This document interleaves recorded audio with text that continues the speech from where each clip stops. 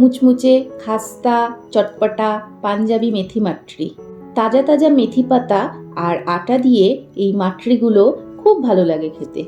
বিকেলে চায়ের সাথে হোক বা কোথাও ঘুরতে গেলেও এই মাটরিগুলো স্ন্যাক্স হিসাবে বেশ এনজয় করে খাওয়া যায়, আর বানানো খুবই সহজ। তাহলে বানানো শুরু করি।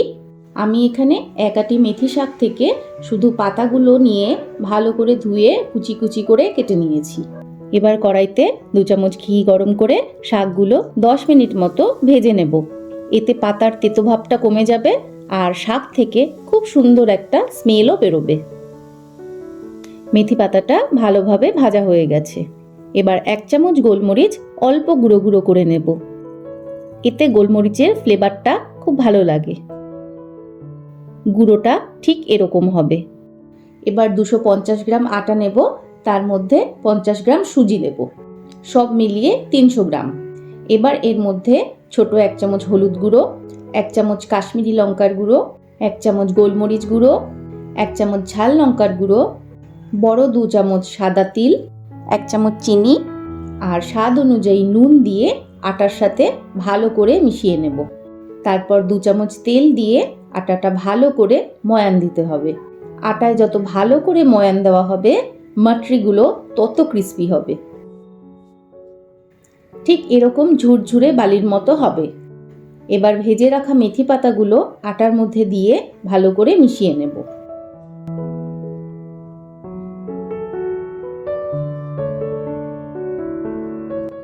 ভালো করে মেশানো হয়ে গেলে অল্প অল্প জল দিয়ে আটাটা মাখতে হবে।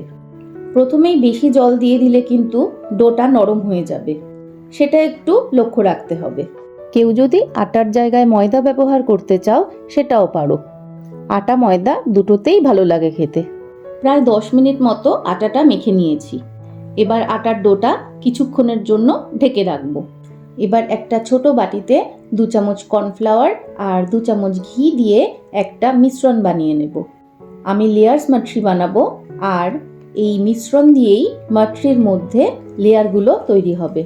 কর্নফ্লাওয়ারের জায়গায় ময়দা বা অ্যারারুটও নেওয়া যেতে পারে। এবার আটার ডো থেকে একটু বড় সাইজের লেচি বানিয়ে নেব। সাধারণ রুটির লেচির থেকে একটু বড় সাইজের হবে।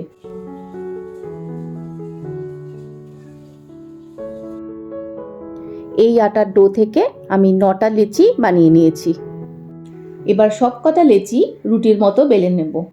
প্রয়োজন হলে অল্প অল্প আটার গুঁড়ো দিয়ে বেলতে হবে, এতে রুটিগুলো বেলার সময় লেগে যাবে না। সবগুলো রুটি এইভাবে বেলে নেব। এবার একটা রুটির ওপরে কর্নফ্লাওয়ার আর ঘিয়ের মিশ্রণটা এইভাবে অল্প অল্প করে মাখাতে হবে, তবে খুব বেশি করে নয়। এটার জন্যই মাটরির মধ্যে পারফেক্ট লেয়ার পড়বে। এবার এর ওপরে সামান্য কর্নফ্লাওয়ার ছড়িয়ে দিয়ে তার ওপরে আরেকটা রুটি দিয়ে দেব। এই রুটিতেও একইভাবে মিশ্রণটা লাগিয়ে তার ওপরে আবারও কর্নফ্লাওয়ার ছড়িয়ে দেব। এবার 3 নম্বর রুটিটা দিয়ে তার ওপরে আবারও আগের মতোই মিশ্রণটা লাগাতে হবে। এবার সবকটা রুটি এইভাবে চেপে চেপে রোল করে যেতে হবে। রোল করার সময় কোথাও যেন ফাঁকা ফাঁকা না থাকে, এদিকটা একটু লক্ষ্য রাখতে হবে। ফাঁকা থাকলে মাটরিগুলো তেলে ছাড়ার পর লেয়ারগুলো খুলে যাবে। আশা করছি তোমরা ভালোভাবেই বুঝতে পারছো।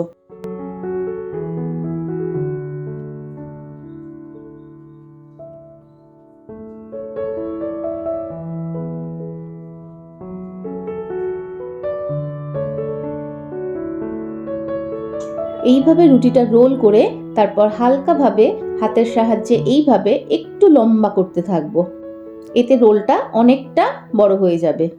এবার রোলের 2 প্রান্ত সমান করে কেটে নিয়ে তারপর ছোট ছোট পিস করে কেটে নেব। সবগুলো টুকরো যেন একই মাপের হয়।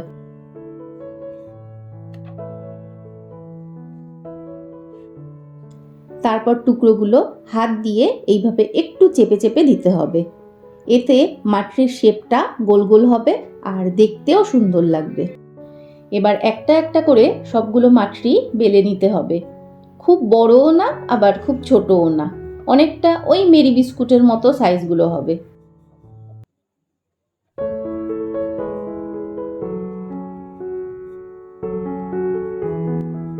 সবগুলো মাটরি বেলে নিয়েছি। এবার হালকা গরম তেলের মধ্যে একটা একটা করে মাটরিগুলো দিয়ে দেব। গ্যাসের ফ্লেমটা কিন্তু মিডিয়াম থাকবে। এবার মাটরিগুলোর ওপরে এইভাবে একটু একটু করে গরম তেল দিতে থাকবো। এগুলো ভাজা হতে 15 মিনিট মতো সময় লাগবে। এবার মাটরিগুলোতে সোনালি রং ধরলে তুলে নিতে হবে। এই মাটরি একবার বানিয়ে অনেক দিন পর্যন্ত স্টোর করে খাওয়া যায়। আটা, ঘি, মেথি পাতা সবই স্বাস্থ্যের জন্য উপকারী, তাই এটা হেলদি আর টেস্টি দুটোর সামঞ্জস্যই বজায় রাখে।